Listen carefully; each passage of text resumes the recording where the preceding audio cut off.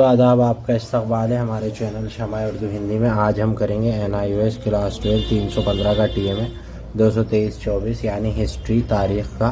تو اس کے اندر پہلا سوال ہے کہ نوشتہ کو تاریخی اعتبار سے سمجھنے کی حدود بتائیں۔ تاریخ کی تعبیر کے لیے ایک شہادت کے طور پر کنندہ عبارتوں کی حدود کا ذکر کریں۔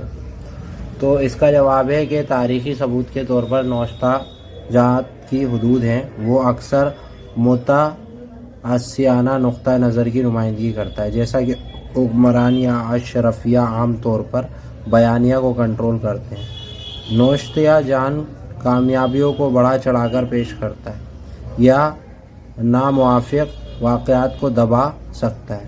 مزید برآں قدیم رسم الخط کو سمجھنا مشکل ہو سکتا ہے، جس کی وجہ سے تشریحی مسائل پیدا ہوتے ہیں۔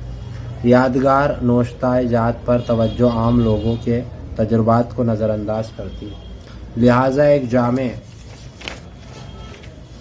تاریخی بیان کی تعبیر میں ان کو مکتب نوعیت اور تعریف کے امکانات کو مد نظر رکھتے ہوئے نوشتہ جات کو احتیاط سے استعمال کیا جانا چاہیے۔ اگلا سوال ہے، اشوک ایک ہمہ گیر مذہب کی وکالت کرتا ہے، بیان کا جائزہ لیجیے۔ تو اس کا جواب آپ لکھیں گے کہ اشوک قدیم ہندوستان میں موری بادشاہ نے ایک عالمگیر مذہب کی وکالت کی جسے دھم کہا جاتا ہے۔ اس نے اخلاقی اصولوں پر زور دیا، جیسے عام عدم تشدد، ہمدردی، رواداری۔ اگرچہ رسمی مذہب نہیں ہے، دھم کی خاص مقاصد اخلاقی طرز عمل اور سماجی ہم آہنگی کو فروغ دینا ہے۔ اشوک نے ان تعلیمات کو ستونوں اور چٹانوں پر کنندہ کیا، کسی کے مذہبی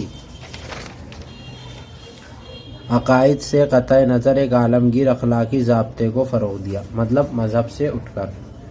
تیسرا سوال ہے جس کا بی پارٹ ہے، محل واری اور رعیت داری نظام کے بیچ کا فرق واضح کریں۔ محل واری نظام ایک رعیت داری نظام ہندوستان میں برطانوی نوآبادیاتی حکومت کے دوران زمینی محصولات کا نظام تھا۔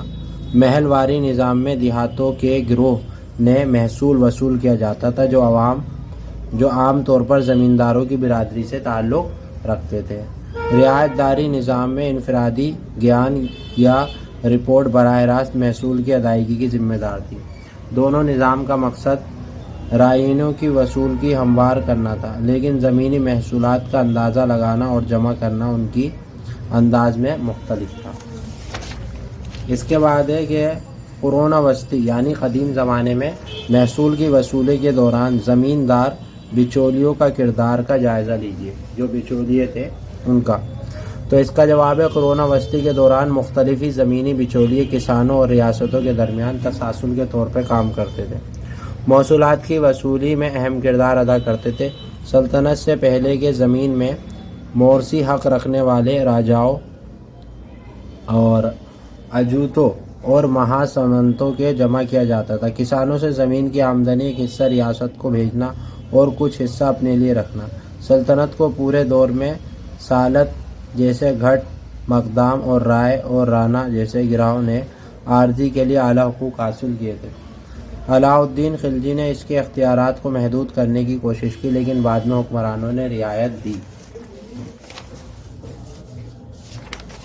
اس کے بعد اسی میں یہ کہ مغلوں میں یہ بچولون زمیندار کے نام سے جانے جاتے تھے، جو زمین کی پیداوار اور مورثی حقوق رکھتے تھے۔ انہوں نے ریاست کی زمینی آمدنی کی مانگ کے ساتھ کسانوں کی پیداوار میں براہ راست حصہ لینے کا دعویٰ کیا۔ زمیندار جو ہوتے تھے، زمینداروں نے محصول وصول کرنے میں ریاست اور جاگیرداروں کی مدد کی۔ سلطانی دور سے اقطاع نظام مغلوں کے دور میں جاگیر کے نظام میں تبدیل ہوا۔ جاگیرداروں کی محصول کی ذمہ داریاں ملتی تھی۔ گاؤں کے سردار جیسے کہ شمال میں مقدام اور دکن میں پٹیل اکٹھا کرنا اور امن و امان کو برقرار رکھنے کی ذمہ داری تھی۔ ان کی خدمات کے لیے رینو فری زمین دی گئی، ریونیو فری، اور گاؤں کے کھاتہ داروں کے جیسے شمال میں پٹواریوں اور دکن میں کلکٹروں کو ان کے انتظامی کردار کے لیے اسی طرح معاوضہ دیا گیا۔ پانچواں سوال ہے کہ مغل سلطنت کے زوال کی وجوہات پر روشنی ڈالیں۔ اس کا جواب ہے، اب ایک کھلا ملک مغل فوج کی کامیابی کے لیے ایک شرط تھی، کیونکہ اس کے بغیر ان کی گھڑ سواری فوج کو مؤثر طریقے سے تعینات نہیں کیا جا سکتا۔ ایک پہاڑی علاقے میں وہ ایک خوفناک نقصان میں تھے۔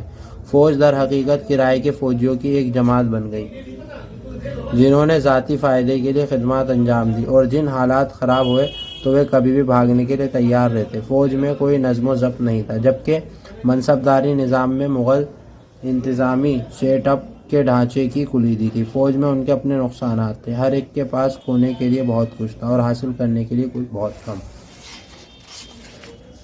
مثال کے طور پر ایک گھڑ سوار اپنے گھوڑے پر سوار تھا، اور اگر وہ کارروائی میں مارا گیا تو معاوضہ غیر مناسب تھا۔ ایک جنگ کا سب سے اہم نقطہ لیڈر کی موت یا گمشدگی تھی۔ فوجیوں میں نظم و ضبط اور عزم کا فقدان تھا، یعنی کمی، فقدان کہتے ہیں کمی کو، اور گھبراہٹ اور اچانک پرواز کی تابع تھا۔ اب آخری سوال ہے، ہندوستان نے 1750 اور 1200 کے درمیان کیمپوں کے زوال کے بعد، گپتوں کے زوال کے بعد وجود میں آئی ریاستوں میں برادری کے لیے کئی لڑائیاں دیکھی، تاہم اس مدت نے ثقافت کو بڑھاوا دینے میں کافی معاونت۔ 10 ذیل باتوں کو ذہن میں رکھتے ہوئے تعاون کی ایک فہرست تیار کی۔ نمبر شمار 1، حکمراں کا نام، شاہی خاندان، کس میدان میں تعاون، مندر، ثقافتی ادراک، یہ ان کے نام ہیں سارے، یہ آپ دیکھ لیجئے، ان کو لکھنا ہے آپ کو، ٹھیک ہے۔ اور راجیہ پال، چول، فن تعمیر، یہ سارا لکھا ہوا ہے۔ کنٹرول زبان، ایک ادبی ابتدائی کنٹرول ادب اور گرام کے بارے میں بصیرت فراہم کرنا، ٹھیک ہے۔ اور اس کے بارے میں یہ بھی لکھا ہوا ہے، یہ پورا لکھ لیجیے گا۔ اگلے پیج پہ بھی ہے، جیسے یہ ہے میرا بھوجا، پریان خاندان کا تھا، ادب، سرسوتی، ٹھیک ہے، کنہیا بران، یہ سارا لکھنا ہے، ٹھیک ہے۔ سومیشور، مغربی چکولیا، ادب، یہ رہا۔ نند رومن، اس کے بارے میں بھی لکھنا ہے، یہ رہا۔ اور آخری ہیں راجا چوپال چولا، فن تعمیر اور ان کے بارے میں۔ اس کے بعد یہ رہا پر مارکنگ، پوجا، مارکنگ، سائنس و ادب اور ان کے بارے میں۔